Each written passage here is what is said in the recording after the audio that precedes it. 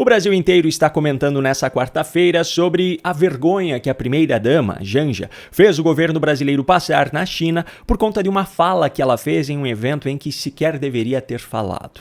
Agora, por trás dessa gafe revelada pela imprensa, há uma questão muito séria que interfere diretamente na vida do cidadão brasileiro e que não está sendo comentada pela maioria das pessoas que estão falando sobre esse assunto.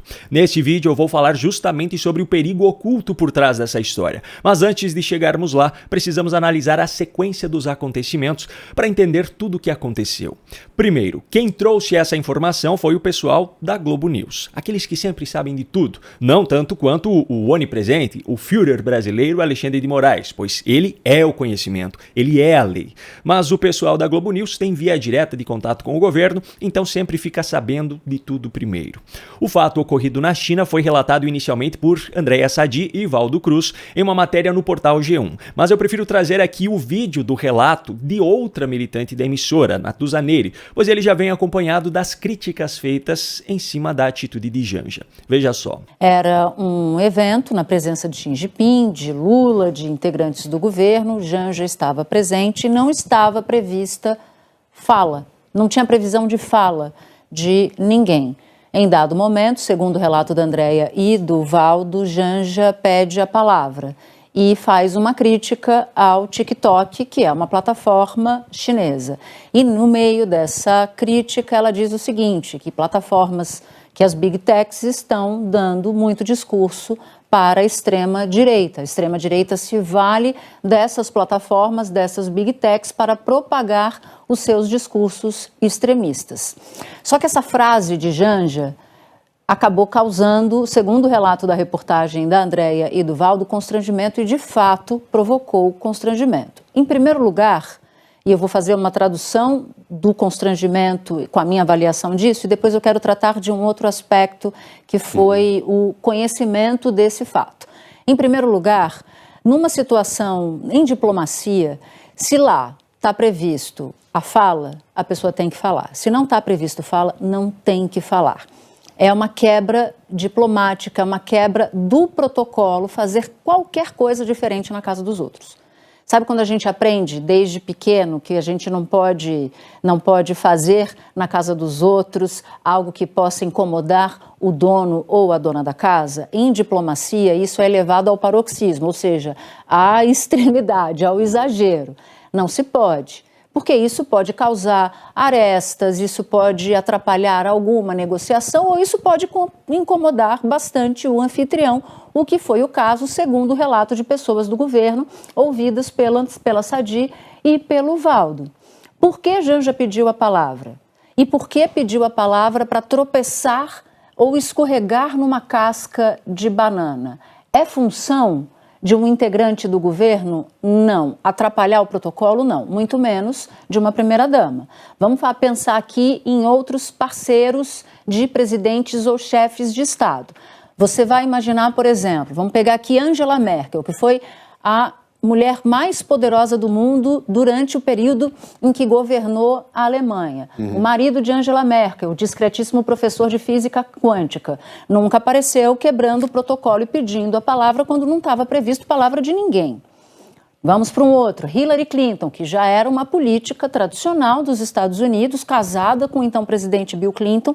Se passasse por uma situação dessa, seria alvo de uma chuva de críticas. Vamos para a primeira-dama do homem mais poderoso de hoje, que é Donald Trump, Melania, se fizesse a mesma coisa. Portanto, Janja está sendo alvo de crítica interna por ter atravessado um samba em que não era para ser tocado samba naquela reunião. Não foi chamada para isso. Não foi chamada para isso. Bom, fica claro que as fontes dessa informação são integrantes do próprio governo Lula, que estiveram na comitiva brasileira que foi à China e que estavam presentes no local e no momento em que isso aconteceu. O pessoal da Globo News, apesar de suas surpreendentes críticas, deu foco total ao constrangimento criado por Janja. No meu ponto de vista, a pior parte é outra, é o conteúdo da fala dela. Mas antes de analisar esse ponto, eu vou mostrar aqui o que Lula fez diante do vazamento dessa informação. Já no início dessa última madrugada, Lula participou de uma coletiva de imprensa, ainda na China, e em determinado momento, um dos jornalistas presentes perguntou sobre essa situação. E, em sua resposta, Lula conseguiu ser ainda muito pior do que poderíamos esperar. Primeiro, por sua revolta com o vazamento da história, o que por si só já deixou claro que, de fato, aconteceu. Mas depois ele inverteu completamente a sua estratégia. Já que a atitude de Janja é indefensável, Lula criou a narrativa de que foi ele quem fez a pergunta. Gostaria de pedir para o senhor comentar a reunião com o presidente Xi Jinping, mais especificamente a pergunta da primeira-dama sobre o TikTok. E a resposta do presidente Xi Jinping dizendo que o senhor poderia banir ou restringir o TikTok no Brasil, se o senhor faria alguma coisa nesse sentido. Obrigado. Você sabe, primeira coisa que eu acho estranho é que como é que essa pergunta chegou à imprensa? Porque estava só meus ministros lá, o Alcolumbre e o Omar. Então alguém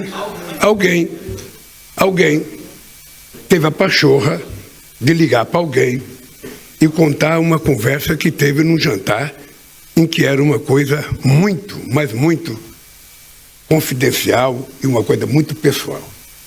E depois, eu que fiz a pergunta, não foi a Janja. Eu que fiz a pergunta. Eu até fico perguntando, que eu vi na matéria que um ministro estava incomodado, ficou incomodado. Se o ministro tivesse incomodado, deveria ter me procurado e pedido para sair. Eu autorizaria ele sair da sala. Veja, eu fiz uma pergunta para ele, eu não fiz uma pergunta, eu perguntei ao companheiro Xi Jinping se era possível ele enviar para o Brasil uma pessoa da confiança dele para a gente discutir a questão digital e, sobretudo, o TikTok. E aí a Janja pediu a palavra para explicar o que está acontecendo no Brasil, sobretudo contra as mulheres e contra as crianças. Foi só isso.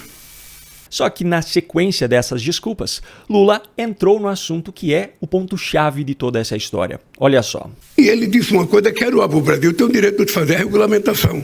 Ainda bem que estava o Elmar, estava o Elmar em nome da Câmara e o Davi, que sabe que nós temos que regulamentar. Não é possível a gente continuar, com as redes digitais cometendo os absurdos que comete e a gente não tem a capacidade de fazer uma regulamentação. Então, para mim, foi uma coisa simplesmente normal e ele vai mandar uma pessoa.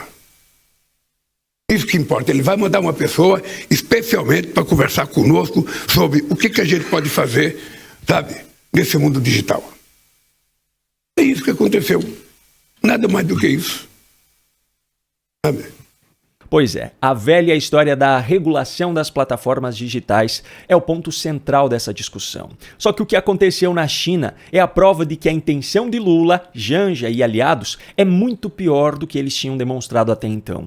Lula já defende a regulação das redes sociais no Brasil há anos, antes ainda de voltar à presidência da República. Agora, esse fato ocorrido na China sinaliza que o desejo dele agora é ainda mais extremo. Por que eu digo isso? Primeiro, o que fez Janja ser repreendida pelo ditador chinês Xi Jinping foi a crítica que ela fez ao TikTok, que é uma plataforma chinesa, por dar muito espaço para o que ela chama de extrema-direita.